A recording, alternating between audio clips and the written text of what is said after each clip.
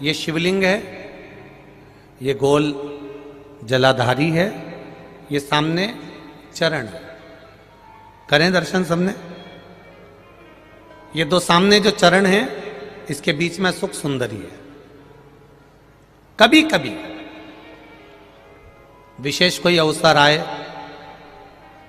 सोमवार की अष्टमी पड़ जाए या कोई विशेष प्रदोष का दिन पड़ जाए और आपको लग रहा हो कि मेरा महादेव को मैं जल चढ़ाते चढ़ाते इतना समय हो गया, मेरा महादेव नहीं सुन रहा, तब कभी कभी ऐसा मन में आए कि क्यों नहीं सुन रहा, तब लोटा भरकर जब जल लेकर जाओ, गणेश जी को चढ़ाया, अशोक सुंदरी को चढ़ाया, षडानंद कार्तिकेय को चढ़ाया, माँ जगतजननी जगदम्बा माँ पार्वती को चढ़ाया, वही जल ले जाकर बेलपत्री के वृक्ष पर चढ़ाया। शिव जी को अर्पण नहीं कर पाए। और सरल भाषा में समझ लो इसको,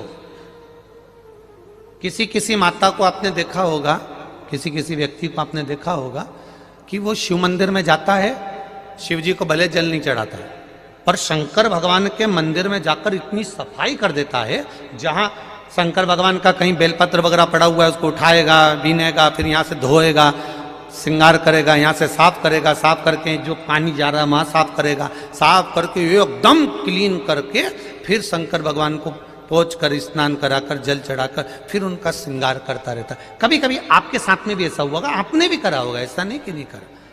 कभी कभी सब दूर सफाई के बाद शिवलिंग की सफाई करना भूल गया या शंकर जी के शिवलिंग पर जल चढ़ाना भूल गया, जल चढ़ाकर आ गया। अब आ तो गया, पर चिंता देवादिदेव महादेव को लग गई। मेरा था, भक्त था, उपास करता था, शिवरात्रि का व्रत करता था, पशुपति व्रत करता था, सोमवार सावन के करता था, 16 सोमवार करता था, पर आज इसको ना जाने क्या हो गया कि ये मेरे ऊपर जल ना चढ़ाकर सब दूर जल चढ़ाकर चले गया। देवादिदेव माता पार्वती जी से कह देते हैं, सुन पार्वती, अगर कोई भूलवश भी मुझ पर जल चढ़ाना भूल जाए और तेरे हस्त कमल पर जल चढ़ा कर जाए, तो पार्वती जितना फल मैं प्रदान करूं उससे दुगना फल तुझे प्रदान करना है। यह शिव कह रहा है।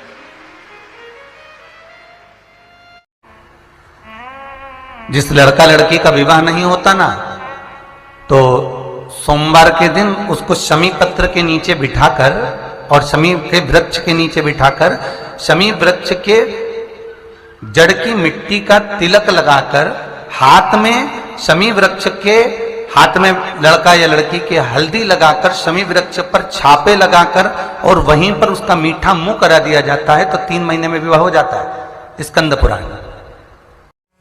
पूरे साल में 1 महीना श्रावण का 33 कोटि देवी देवताओं ने भगवान देवादिदेव महादेव के हाथ जोड़कर मांगा है कि 1 महीना ऐसा दे दो जिस महीने में अगर संसार का मनुष्य संसार में जन्म लिया मानव, अगर मान लो संसार में पैदा हुआ मनुष्य अगर शंकर भगवान को जल चढ़ाना भूल जाए, तो 33 कोटि देवताओं ने शंकर भगवान से कहा कि हम देवता देवादिदेव महादेव आपको जल चढ़ाएं, और जल चढ़ाएं और उनकी समस्या भी समाप्त हो जाए। तो देवताओं को देखकर भगवान शंकर ने कह दिया, एक श्रावण का महीना मैं आपको देता हूं, उसमें कुछ मत करना, आपको लोटा भरकर जल चढ़ाने की भी जरूरत नहीं पड़ेगी, जो वर्षा होगी देवादिदेव महादेव पर जल चढ़ाकर चली जाएगी, संपूर्ण विश्व का कल्याण।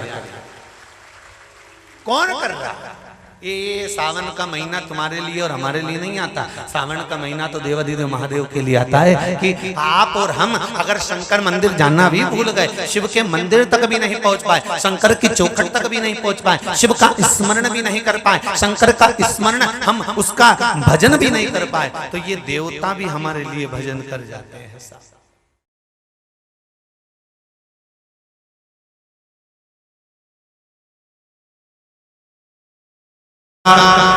पहला दिन एक बेलपत्र शिव को अपनी मनोकामना कर कर रोग दोग बीमारी तकलीफ कष्ट दूर करने के लिए शंकर के शिवलिंग पर अगर बन सके तो मंदिर में, आप लोग तो यहाँ हैं तो देवाधिदेव महादेव कंकर शंकर को चढ़ाओ, और अगर बेलपत्र नहीं हो तो बेलपत्र जो चढ़ी हुई हो उसी को धोकर वापिस चढ़ाओ।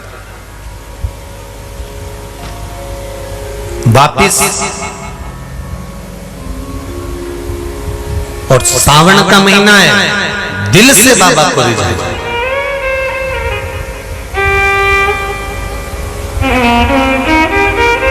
हम धर्म करने के चक्कर में, परमात्मा के भजन के चक्कर में किसी का अपमान ना करें।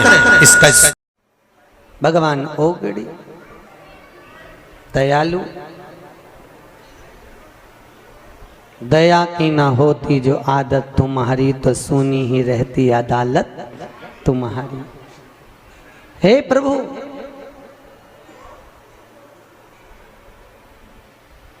उसको पाना बहुत सरल, बहुत सहज। आज शिव कथा कह रही है, शिव महापुराण वर्णन कर रही है, और भगवान शंकर की पावन कथा कहती है, दक्ष प्रजापति के यहाँ जन्मे हुए बच्चों को नारद जी ने ले जाकर सत्कर्म में लगाया, भजन में लगाया। अब दक्ष प्रजापति ने नारद जी को श्राप दे दिया, जाओ नारद, तुमने मेरे बच्चों को सत्संग में लगाया, इसलिए मैं तुम्हें श्राप देता हूं कि तुम एक जगह पर कभी टिकोगे नहीं। अच्छा ईमानदारी से बोलो, नारद जी को ये श्राप लगा कि आशीर्वाद लगा? सही बताओ। देखा जाए तो नारद जी को दक्ष प्रजापति ने श्राप दिया था, पर यह आशीर्वाद से कम नहीं था, आशीर्वाद से कम नहीं है।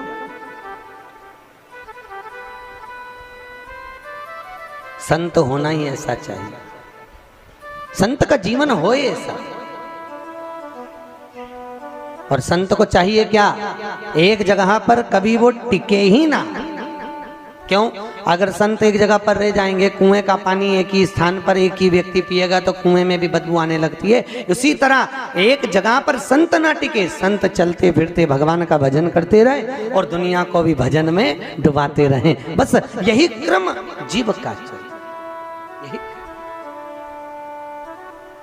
यही क्रम। चले गए श्री देवऋषि नारद,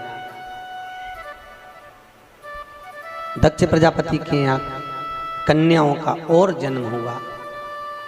27 कन्या तो स्वयं चंद्रदेव के साथ बिहाई थी, एक रति कामदेव के साथ बिहाई 28। इतनी बेटियों का जन्म होने के बाद, फिर बेटी के जन्म के बाद में आज दक्ष प्रजापति ने माता जगज्जननी जगदम्बा अम्बा रिटर्न बढ़ा, माता पार्वती के,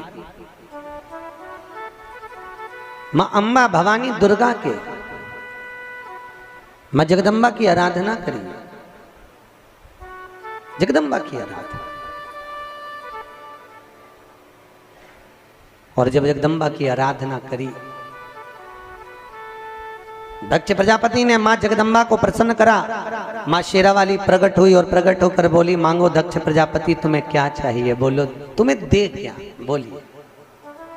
दक्ष प्रजापति कहते हैं, माँ जो मांगूंगा दे दोगी? हाँ, बोलो तुम्हें चाहिए क्या? माँ ने कहा, मांगो। शायद दुनिया का पहला ऐसा पिता होगा जिसके घर में 28 बेटियों के जन्म के बाद भी वो माँ जगदम्बा से बेटी मांग रहा होगा। क्या मांग रहे थे? बेटी। दक्ष प्रजापति कहते हैं, माँ मेरे को एक बेटी का जन्म हो जाए, ऐसी कृपा करो। देवी जी ने कहा, दुर्गा भवानी शारदा महारानी ने कहा, अरे दक्ष प्रजापति तेरे घर में पहले से 28 बेटियां जन्म ले चुकी है, तो एक बेटी का और क्या करेगा? दक्ष प्रजापति ने कहा, माँ मुझे बेटा नहीं, मुझे बेटी दो। माँ कहती है, तू बेटा मांग ले। नहीं माँ, बेटा अगर जन्मेगा तो बेटा एक कुल को तारेगा, और बेटी जन्मेगी तो वो 2 कुल को तार देगी। मुझे बेटी दे, बेटियां दीजिए।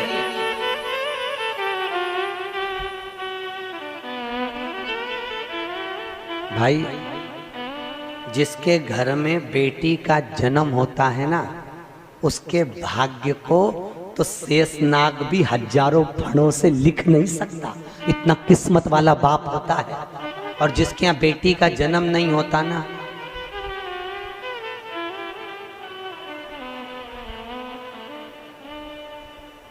कोई मतलब का जीवन नहीं है।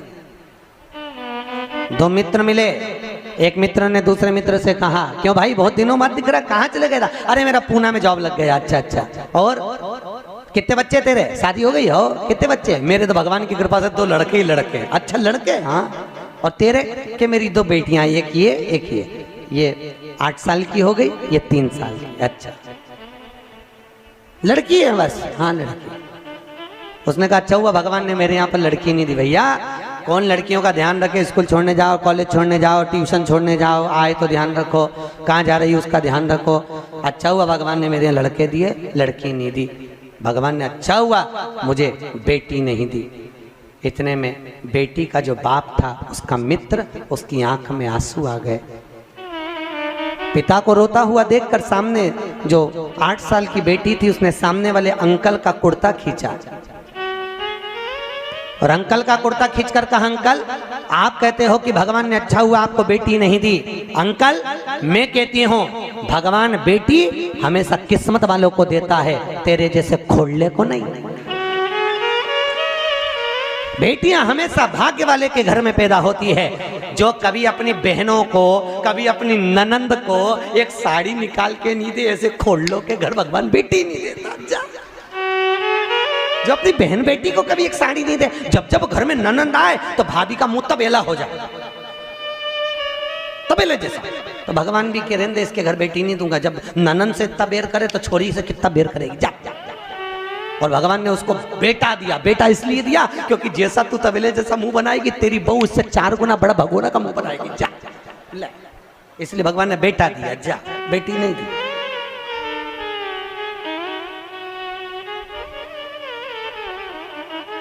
किस किस के घर में बेटी है? जरा हाथ उठा। अरे भगवान किस्मत वाले हो रे, धर लो हाथ धर लो, बहुत भाग्य लेकर आए हो, बेटियां हुई है तुम्हारे। भाई बेटा एक बार माँ बाप को दुखी देख सकता है, पर बेटियां कभी नहीं देख सकती। फोन लगा लगा कर पूछती रहती हैं, पापा कैसे हो, मम्मी कैसी हो तुम? वो बेटियां होती हैं। बहुत किस्मत वाले हो भाई जो तुम्हारे घर में बेटियां हैं। दक्ष प्रजापति कहते हैं मुझे बेटी दे दो। माँ कहती है बेटी का करेगा क्या? तेरे घर में इतनी बेटियां जन्म ले चुकी है। दक्ष प्रजापति कहते हैं माँ मेरे घर में अगर बेटी होगी तो मेरा जीवन सार्थक होगा। बेटे कमाने के लिए चले जाएंगे। तो माँ बोली घर में बेटी भी तो पर घर चली जाती है, दूसरे के घर ब्याह कर कर चली जाती है, फिर क्यों मांग रहा है? दक्ष प्रजापति कहते हैं माँ बेटी भले दूसरे के घर में विवाह कर कर चली जाए, फिर भी बेटी के प्राण जब तक माँ बाप जिंदा रहते हैं तब तक माँ बाप के घर में लगे रहते हैं। मेरा माता पिता